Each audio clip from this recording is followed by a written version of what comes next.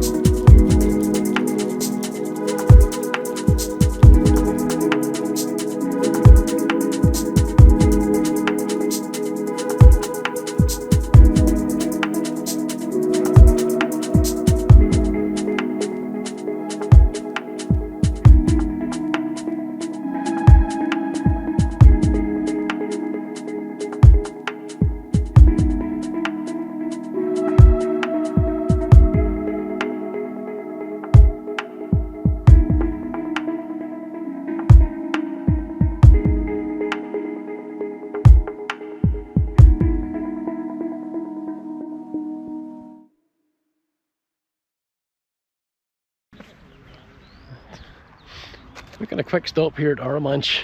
We're on the high ground overlooking Arromanches. Just to get... Yeah. Look at this place in daylight, proper daylight. Last time we were here it was wet, it was windy, it was cloudy. So we've got this Bailey Bridge behind me. And we're going to go to the top of that there. Have a look right across here. We can see the remains of the Mulberry Harbour. So walk with me.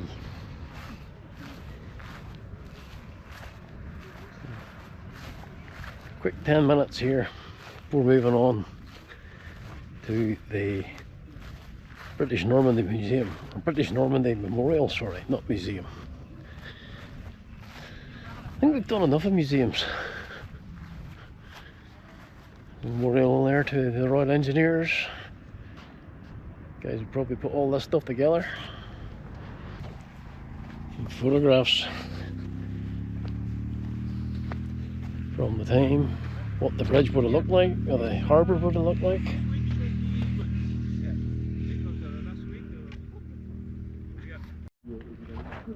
So these bikes were part of Rommel's beach defences, primarily against gliders. These sculptures were put here for the 75th anniversary.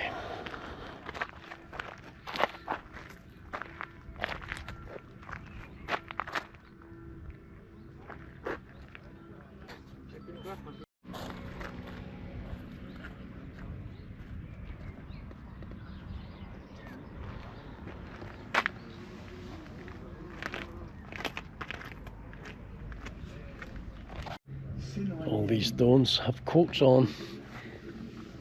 This one says, "I was just a bricklayer."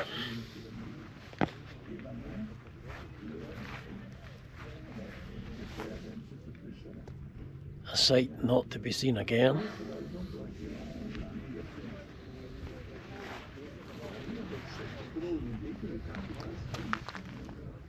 It was either him or me.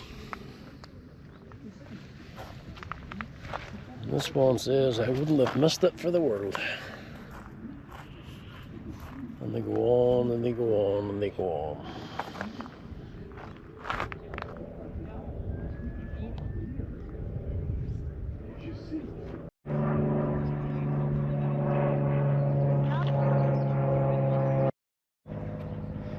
This one's meant to represent a soldier wading the shore.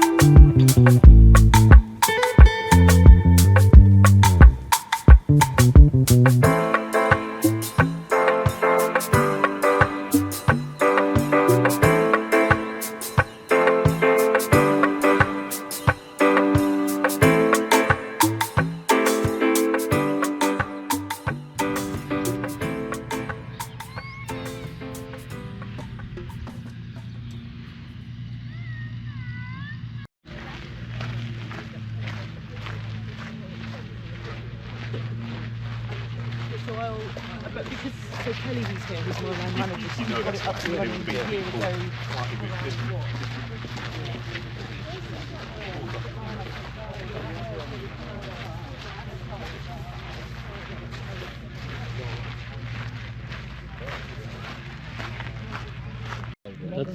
We're in a Normandy Memorial grounds now, just located at Gordon Reed's main location, which is column 140, way down the right hand side. Yeah. We'll start off by going to find that. Fingers in front of lens yet again.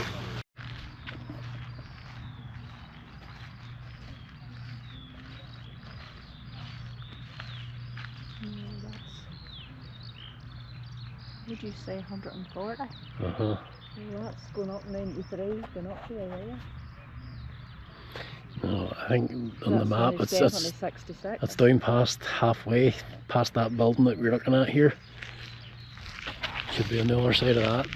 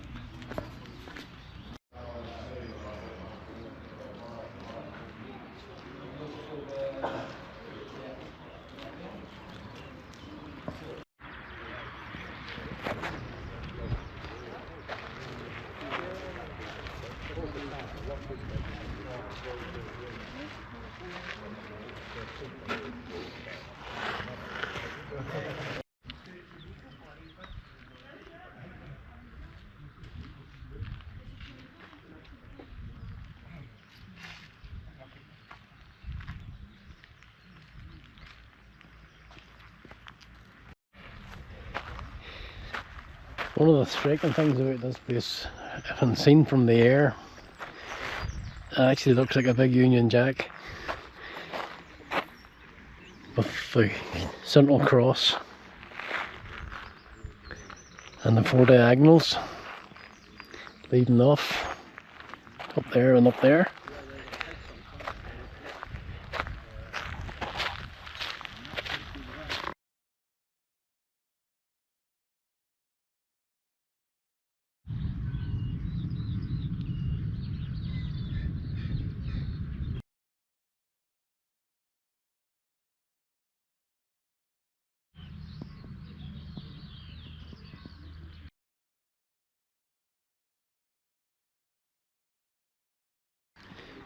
So just to the rear here we have all these crates, and each one features a letter. Hey, it's a little hard I think to read, but like this one, 8:50 AM prefix S time, handed in 410 office. Origin London Telex OHMS priority CC Mrs. Valentine Mulberry 3 Horning from Mayor Ministry 73 Oxford Street W1 PC. Deeply regret to inform you that your husband, Flight Lieutenant TAA Valentine 85659, is reported to have died on active service on 20th of June. Stop. The Air Council express her profound sympathy. Stop. Letter following shortly. Stop. Under Secretary of State. Oh, stop. Some of them are not just as morbid as that. Some of them are for the troops back home. Like this one. Let's see if you want to have a read of that. Have a pause, have a look at it. These are genuine letters from the troops back to the families, poems, etc, etc. So yeah, all these crates, and I think when the exhibition's over, this is the crates they put the figures into. That makes sense.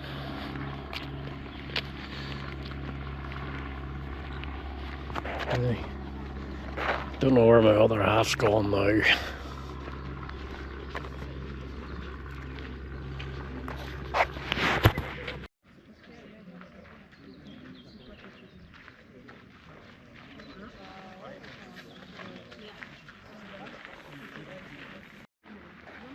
This view might give you a better idea of what I was talking about, the layout being similar to the Union Jack. So you've got the central cross and then the main bar, and then you've the two diagonals, and the same on the other side. We'll try and find an aerial shot, not into the edit.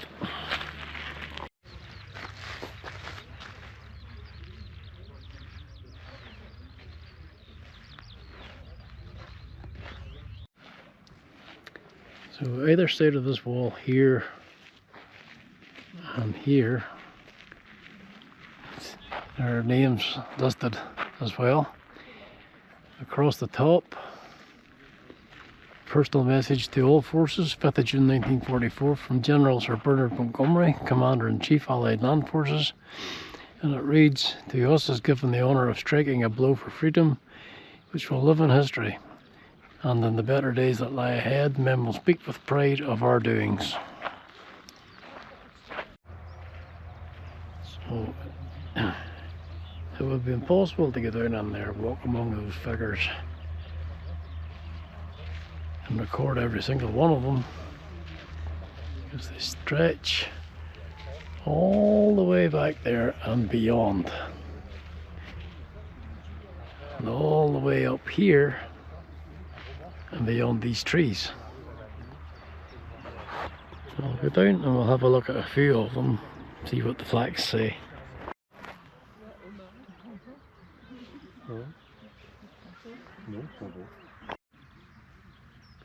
And there's another reason for not going down in among the figures. Not allowed to.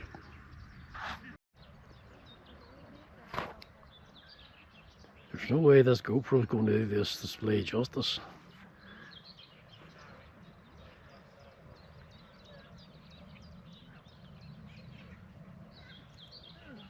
There are hundreds of them.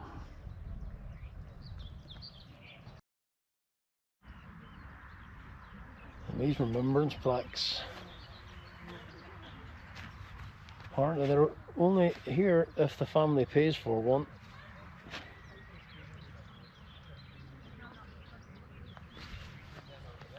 Yeah, and they stretch all the way along the front of this display too.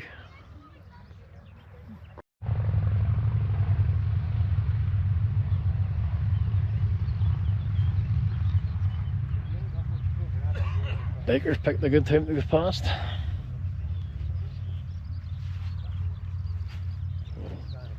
Let's go along. Ah, there's the nurses.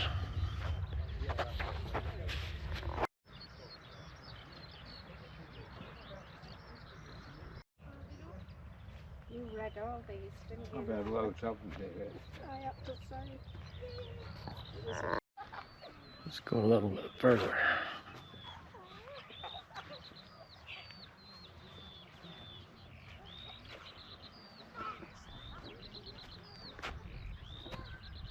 Yeah, it clearly states don't walk among the silhouettes, and someone's done that.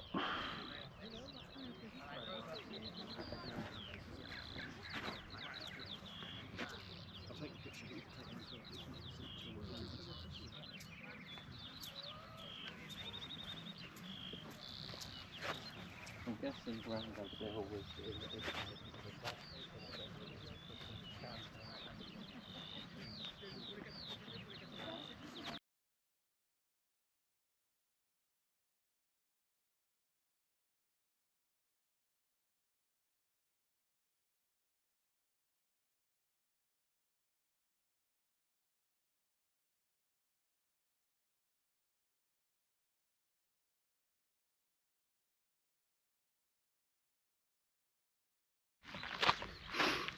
Okay, that's enough time here.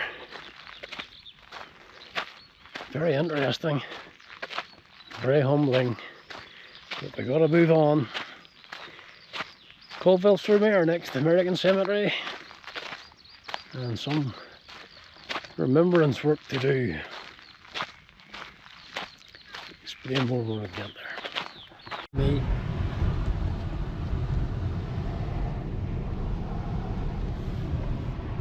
We can't make any progress. Yeah, somebody back in Arromanches in a wee red car decided to let this bus out in front of everybody. Oh, a lot more than that bus. Aye. And now it turns out he's going the same place as we are. Well, same direction anyway. You just have to sit tight. The roads aren't wide enough to pass on. And I can't see anyway because he's on the other side of the car. So You just have to take your chances. it is what it is.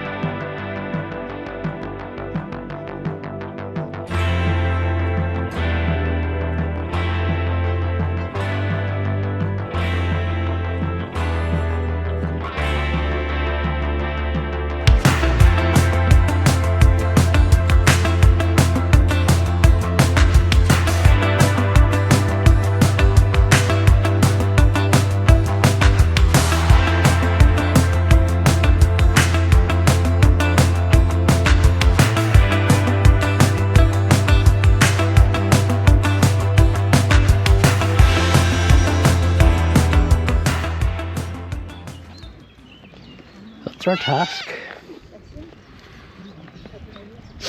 We have to find all these graves. And then put all these crosses on them. And they should be listed in alphabetical order. Oh, no, they're not, are they? No. Did I bring a pen with me? No, doubt it. They're not in anything.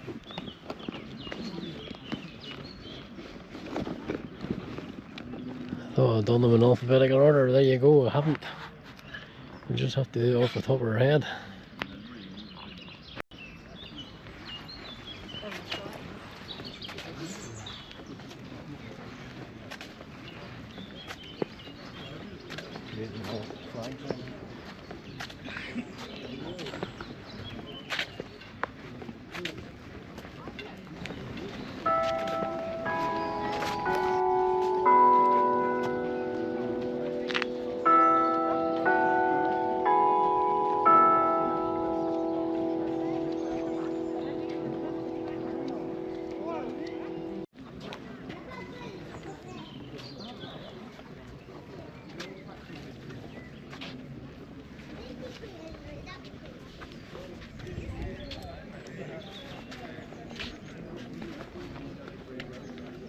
Hard to do this without checking your step all the time.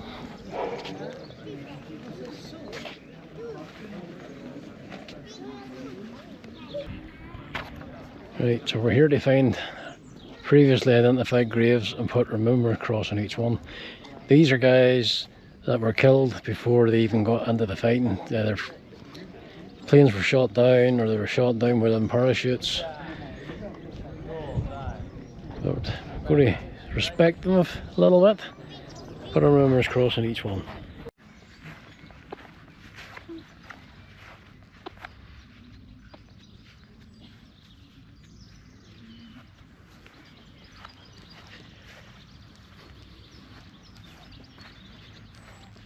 What's the name? Is that right? I don't know because I haven't got the page shown now.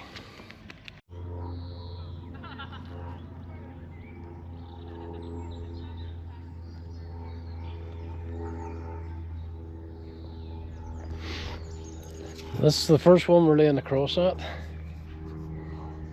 Steve C. Baran, Flight Officer 91 Squadron, 439th Troop Car Air Group, from Illinois, died on June the 6th, 1944. First one that we identified as having died.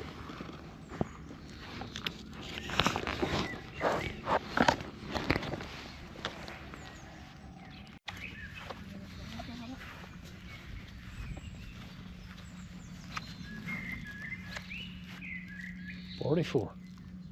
34. 34. Next one, Salvatore M. La Ferrera, Private, 506 Parachute Infantry, 101st Airborne Division, from New York, June 6, 44. Died before battle.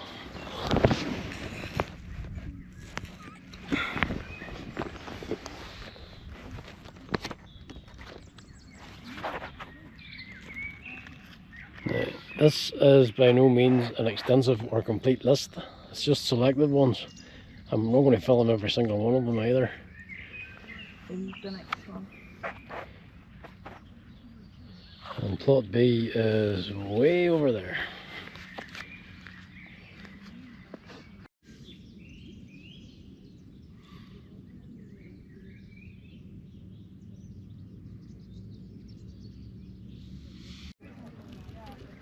You can see just how busy it is here today. So Felix J. Lepachin, Private, 501st Parachute Infantry Regiment, 101st Airborne, Illinois, June 6th.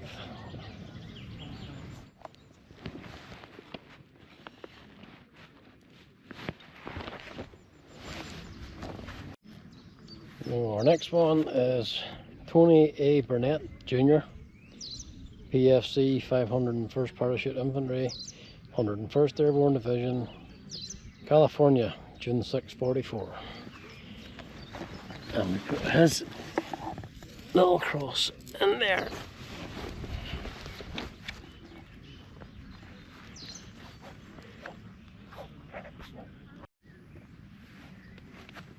Our next marker goes on James D. King, Private, 506 Parachute Infantry Regiment, 101st Airborne, Arizona, again, June 6, 44.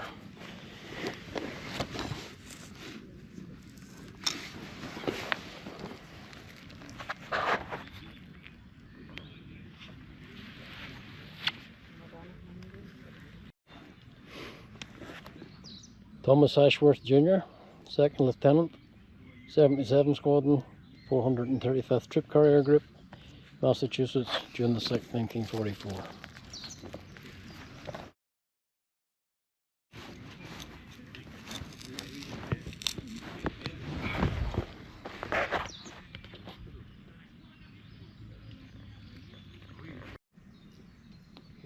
Next up, John A. Shad, apologies for pronunciation, Sergeant, 501st Parachute Infantry, 101st Airborne, New York, June 6, 1944. And there's your marker. David McKenzie, Staff Sergeant, 77 Squadron, 435th Troop Carrier Group, Michigan, June the 6th, 1944.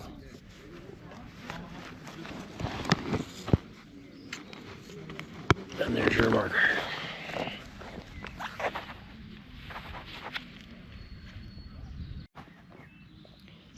William A. Swiberalski, Corporal, 501st Parachute Infantry Regiment, 101st Airborne Division, Washington, June the 6th, 1944.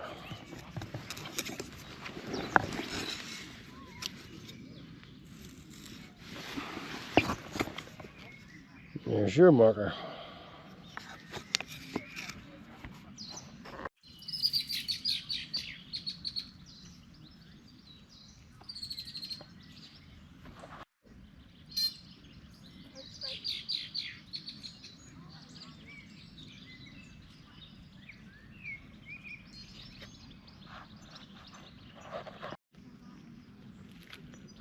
Melvin Isserson, Technical Sergeant, 435th Carrier Group, New York, June the 6th, 44. And there's yours.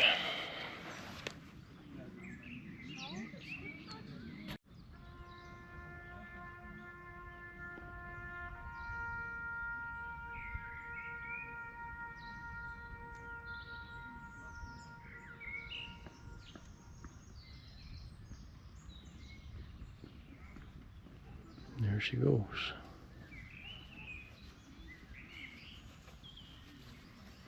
The Wizard one was 4:30.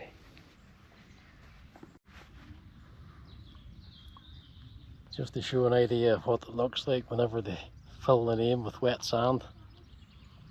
Just to highlight it for photographs. Clearly done it with this one. Moving on, Raymond C. Howard, 2nd Lieutenant, 71 Squadron, 435th Troop Carrier Group, Texas, June the 6th, 1944.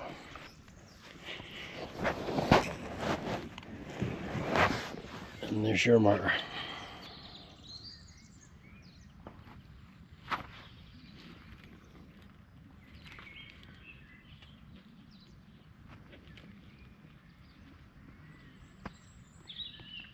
Colourful.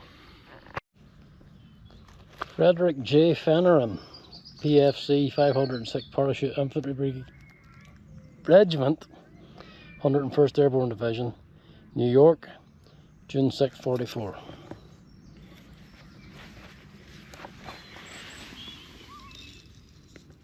And there's his. Starting to disappear down the hole slightly there. So it's there. After much searching and much walking, we've come across the next one. Colin Campbell, Private First Class, 506 Parachute Infantry Regiment, 101st Airborne, New York, June 6, 1944. Just like all the others. And he gets his little marker. Eugene W. Morrison, Corporal, 501st Parachute Infantry Regiment, 101st Airborne Division, from Oregon, June the 6th, 1944.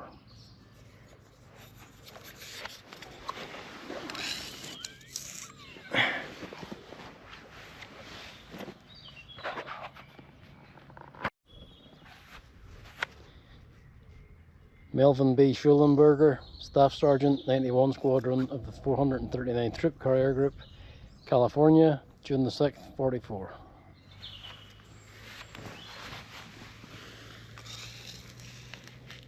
And there's yours.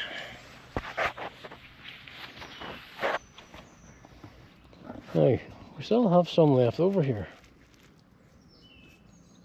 See. Plus the one for Tony Vickery. You have to do some.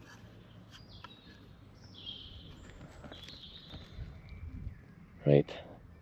Somewhere in amongst all that there is the plot number for Tony Vickery. I'll grab you them a minute.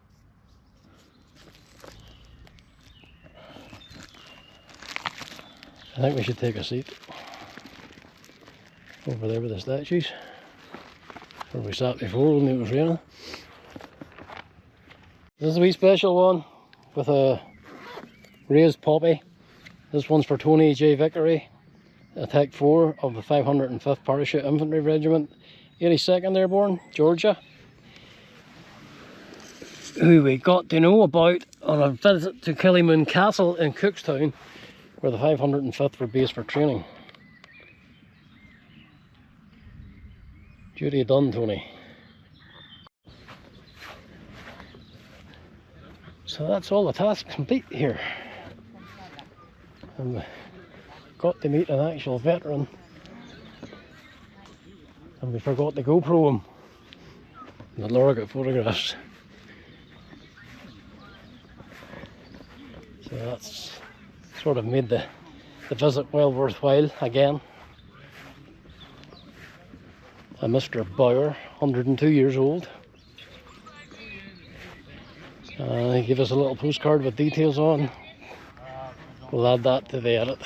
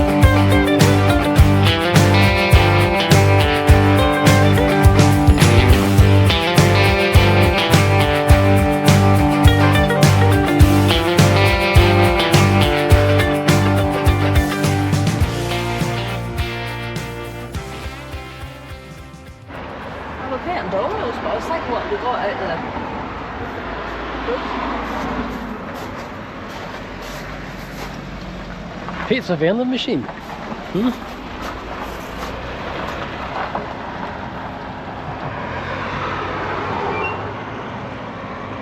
What's EPACE? Space. Sauce.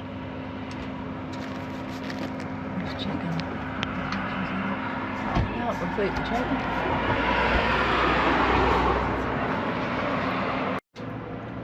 You could go down and take a chicken off yourself.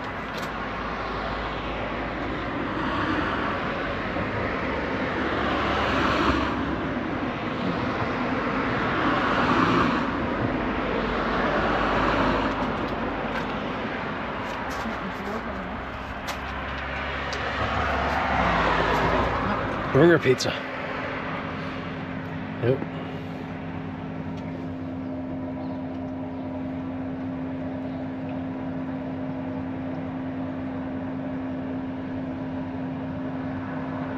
Not hearing it. Going for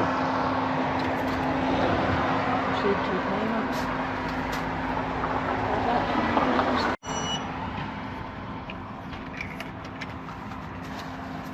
Do you want a receipt? No. nah, not this time.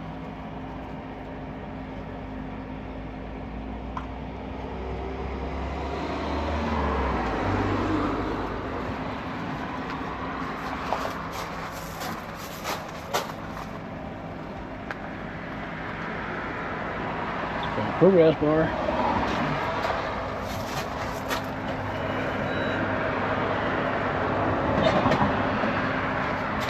There we go. Pizza vending machine. Think you went for cold? Yeah, huh? Right. That's enough of that.